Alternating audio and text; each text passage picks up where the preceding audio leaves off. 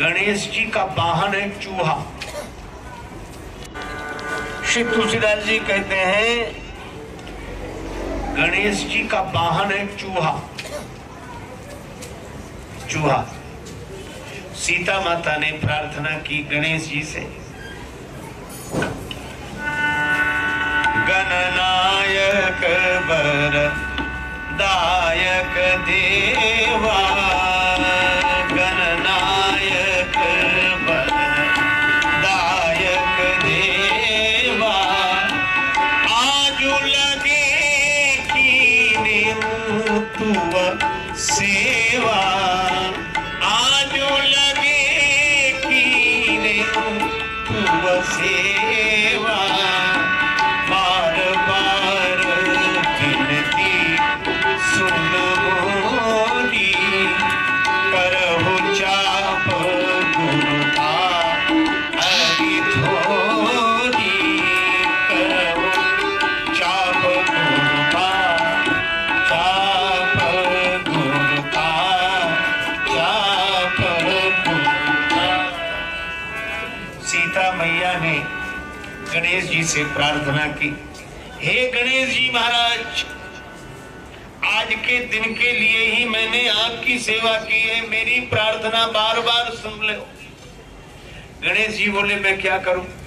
सीता मैया बोली इस धनुष का वजन कम कर दो, करो चाप गुरुता अति थोड़ी। गणेश जी मुस्कुराए। श्री गणेश जी ने कहा इस काम के लिए हम ही मिले हैं आपको, ये धनुष का वजन कम कर सके हम, आपको भरोसा है? सीता मैया बोली पूरा भरोसा है। गणेश जी बोले हमारा वजन खुद कम नहीं है तो दूसरे का वजन हम कैसे कम कर दें? गणेश जी बोले हमारा वजन कौन सा कम है, स्थूल काय है श्री गणेश जी, तुंदिल है श्री गणेश जी।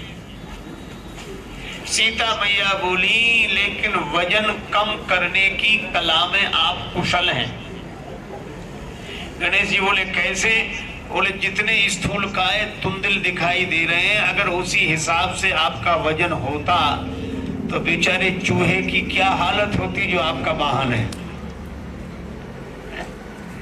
और देखो संस्कृति का संदेश समझना चाहिए, कितना सार्थक संदेश है कि गणेश जी को हम लोग प्रथम पूज्य मानते हैं। श्री गणेश जी हमारे यहाँ प्रथम पूज्य हैं। गणेश जी यहाँ हमारे यहाँ सबसे बड़े हैं। दंडो दंडो। गणेश जी हमारे यहाँ सबसे बड़े हैं। अब बड़े ध्यान से सुना, और गणेश जी सबसे बड़े हैं और गणेश जी का वाहन सबसे छोटा है। तो ये संदेश क्या है?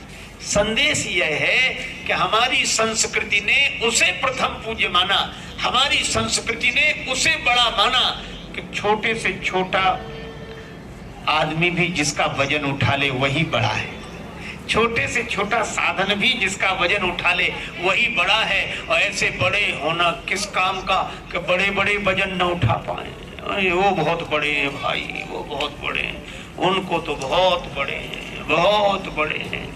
अरे ऐसे किस काम के बड़े के लोग आह करते रह जाएंगे, बहुत बड़े हैं। और सचमुच जो ऐसे बड़े बनते हैं उनके सामने लोग वाह करते हैं और पीछे आह करते हैं। हमारी संस्कृति ने उसे बड़ा माना कि छोटे से छोटा जिसका वजन उठा ले वही बड़ा है, क्योंकि गणेश जी बड़े हैं और बड़े के साथ बड़प्पन है। अच्छा एक बात है, चूहा वाहन है। अच्छा चूहे का काम क्या है? चूहे का काम है काटना, कुछ ना कुछ करते रहता है, काटते रहता है, उतरता रहता है। तो ये चूहा क्या है? ये चूहा है तर्क। चूहे का काम भी काटना है और तर्क का काम भी काटना है। लेकिन एक बात है, चूहा जब काटता है तो बने बनाए को बिगाड़ देता है। किसी का कुर्ता काट देगा, किसी का बनियान काट देगा, चद्दर काट देगा, कहते चूहे ने कुतर दिया। बना तो पाता नहीं है, ये बने बनाए को काटता है। तो ये जितने कुतर्क करने वाले तार्किक हैं, ये किसी का जीवन बना तो नहीं पाते हैं, बने बनाए को बिगाड़ देते हैं तर्क दे देकर, वो उस बेचारे को कहीं का नहीं रहने देते। एक बार एक आदमी शंकर जी के मंदिर में जा रहा पूजा करने, ओम नमः शिवाय ओम नमः शिवाय, दिया लेकर जा रहा शंकर जी की पूजा करेंगे। रास्ते में एक तार्किक मिल गया, कहाँ जा रहे हैं? बोले शंकर जी की पूजा करने, गणेश जी की पूजा करने मंदिर में। तार्किक बोला क्या फायदा है इससे, और क्यों जाते हो? वहां क्या सचमुच बैठे हैं गणेश जी शंकर जी? ये मूर्ति तो तुमने बनाई है। वो आदमी बोला कि ये बहस छोड़ो, हमें पूजा करने दो, हमें मजा आता है, अच्छा लगता है, पूजा करते हैं। अरे बोले मजा आने से क्या मतलब, सत्य को पहचानो। उस आदमी सोचा कहां से कहां ये आदमी मिल गया। और जब वो बोला जब तो बताओ क्या करें? बोले सत्य का चिंतन करो, ये तुम्हारा जो दिया जल रहा है इसमें जो जलती हुई लौ दिखाई दे रही है, यह बताओ इस दिए में ज्योति कहां से आई?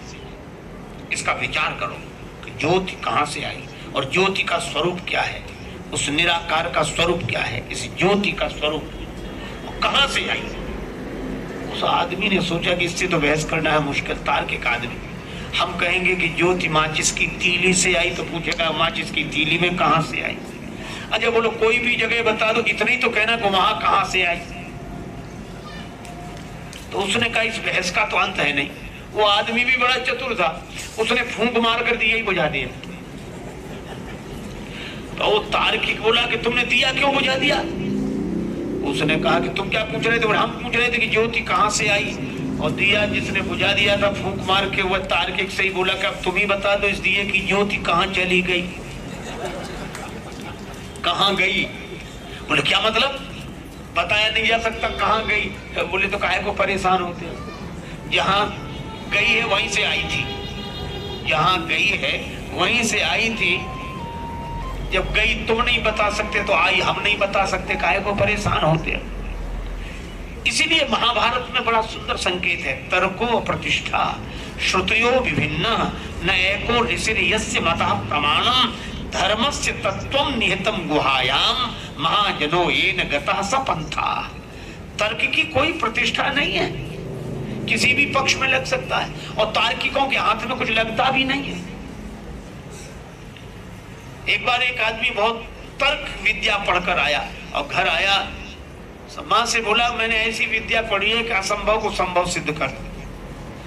माँ बोली ऐसी कौन सी विद्या है जो असंभव को संभव सिद्ध कर दे? बेटा बोला नमूना दिखाऊं? माँ बोली पहले जलपान कर ले, 2 लड्डू प्लेट में रखे हैं, खा ले।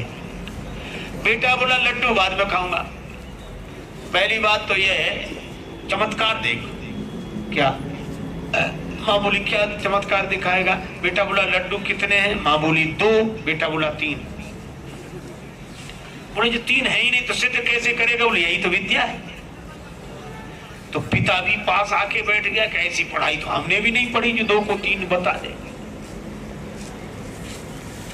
पिता ने भी पूछा कि लड्डू 3 कैसे हैं? 2 हैं। माँ बोली 2 हैं, बेटा कहे कि 3 है। माँ बोली कैसे माने? बेटा बोला गिनो। अब आप जरा हिसाब लगाना तर्क का। अब लड्डू तो 2 ही रखे थे, माँ बोली 1, बेटा बोला ठीक। अब दूसरे लड्डू पर उंगली रखी माँ ने, माँ बोली 2, बेटा बोला 2 और 1 3। जहां 2 और 1 इकट्ठे हो 3 तो होंगे। अब बोलो क्या जवाब है इसका? इधर से पढ़े तो 1 तो 2, अब दूसरे लड्डू को तो 2 बोलना ही पड़ेगा। अब वो कहे गणित का सिद्धांत है 2 और 1 जहां इकट्ठे हो जाओ 3। अब माँ कैसे खंडन कर दी? माँ बेचारी जवाब न दे पाए। वो बड़ा खुश हुआ कि मैंने ऐसा तर्क दिया जवाब नहीं दे सके। लेकिन पिता भी कम नहीं था, उसी का पिता था। उसने कहा कि वाह बेटा हम खुश हुए कि लड्डू 3 है, मान गए हम। अब एक काम करो। क्या? बोले 1 लड्डू मैं खा लूंगा, दूसरा तुम्हारी माँ खा लेगी, तीसरा तुम खा लेना। बोलो हाथ लगा कुछ? तो ये तर्क कहीं का नहीं रखता आदमी को। इसीलिए मानस में कहा कहवाने कि बिनु विश्वासा भवनियों सिद्धि, कोई सिद्धि बिना विश्वास के नहीं मिलती।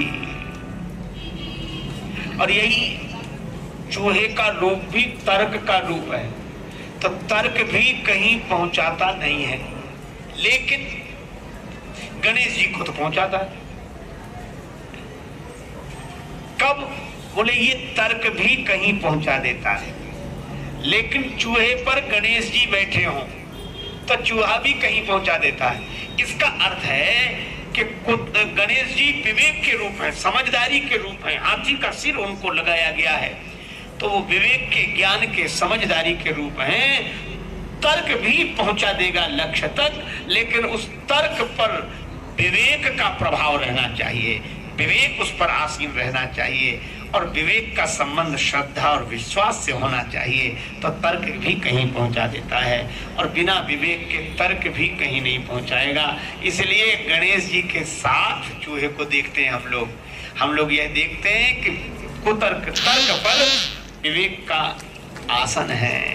तो विवेकी व्यक्ति तर्क का आश्रय लेकर कहीं से कहीं पहुंच जाता है, लेकिन गणेश जी विश्वासी है।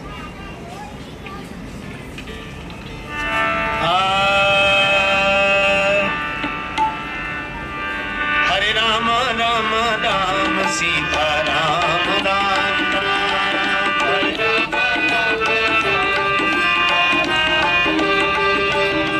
हरे राम राम राम सीता राम राम राम,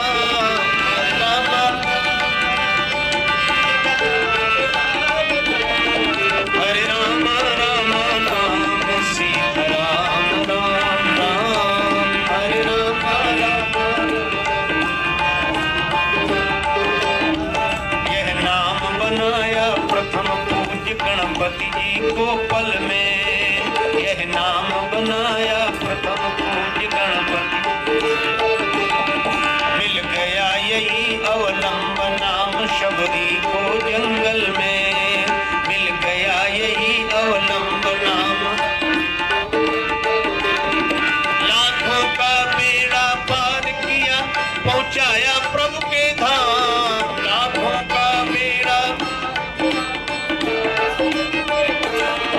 हरे राम राम राम सीता राम राम राम, हरे राम, हरे राम राम राम सीता राम राम राम, हरे राम राम राम।